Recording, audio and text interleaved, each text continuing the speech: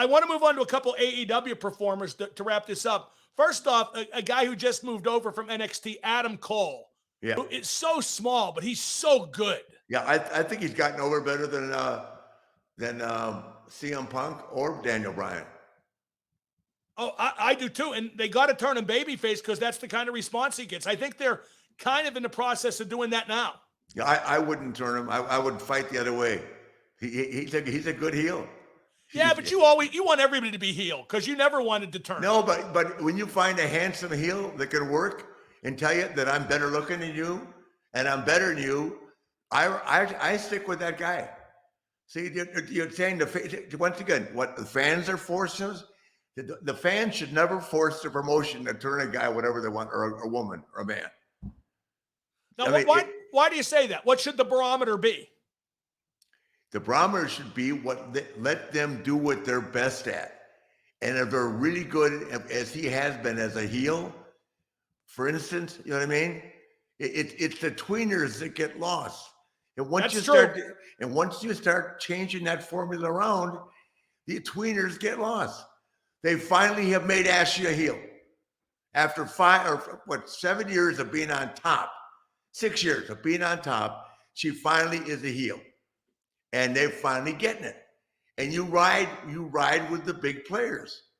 Look at Roman now. They need to ride Roman for another 2 years like this. Why wouldn't you? Now, how do fans get past Adam Cole's size? Because when I watch him, I forget he's small because, again, he's so good.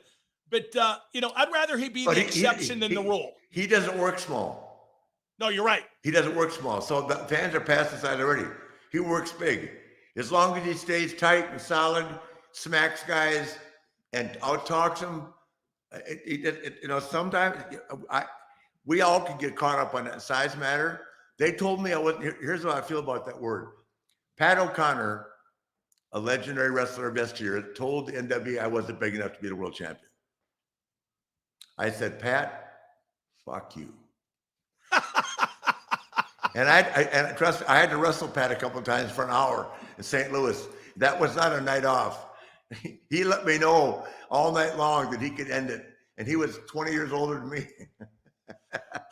Well, that begs the question. Can Adam Cole be a world champ? Do you see that in his future? Well, Daniel Bryan was a world champion. That's how I can answer that. You don't sound enthusiastic, though.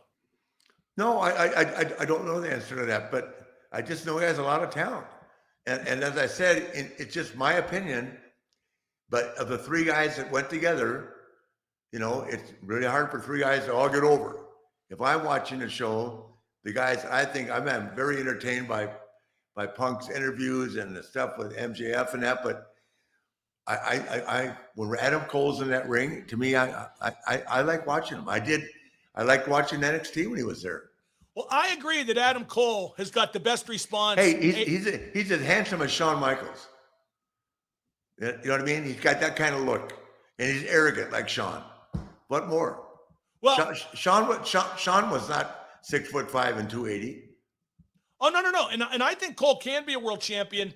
And I agree with you when you say that he's gotten a better response there than even Punk and Danielson. Certainly a more consistent response. It's not predicated on where the show's at, like Punk in Chicago and so forth. Thank you. But with Adam Cole, I think a big part of that is he's not overexposed. I think, Danielson and Punk are both in their 40s. Adam Cole's in his 20s or maybe early 30s. I'm not sure.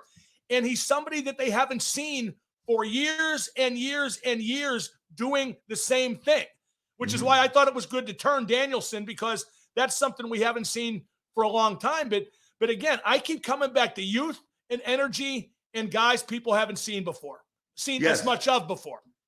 I couldn't agree with you more. And finally, he's currently sidelined, but former AEW champ, former WWE star Jon Moxley. Yes. Who I think he's had his ups and downs, but I think he's a great performer, and I think he's real. I think he has a real connection to the fans. I don't think there's much BS about him. No, the fans feel it too. He's fantastic. They absolutely feel it. What was your take on the Shield when they had him and Rollins and Roman Reigns together? That was kind of a good jumping off point for all three, wasn't it? I'm sorry, say it again. When they had all three together in the Shields. Oh God, I love that. it. That was a great jumping off point for all three, wasn't it? It benefited all of them. What a way to come in. Benefited all of them, and they all made money. They all drew money. Most important word being they drew money, because a lot of people are making money that don't deserve it, but those guys drew money, and they had great chemistry. And all three of them have gone on to have obviously great singles careers. How tough is it when there's a group? Because you were in many groups in all the different promotions. How tough is it when there's a group for some of the performers not to be in the shadow of the others? I think that the guys that are smart enough know how to distinguish themselves. You want to make sure you divide the interview time. I think there's always going to be one voice that's going to be louder or yellower than that, but everybody's got to have their own style. Everyone's got to have their thoughts that they're comfortable saying. An interview means nothing if you're reading something that's been handed to you and you're not feeling it in your heart. It's dead. It's dead.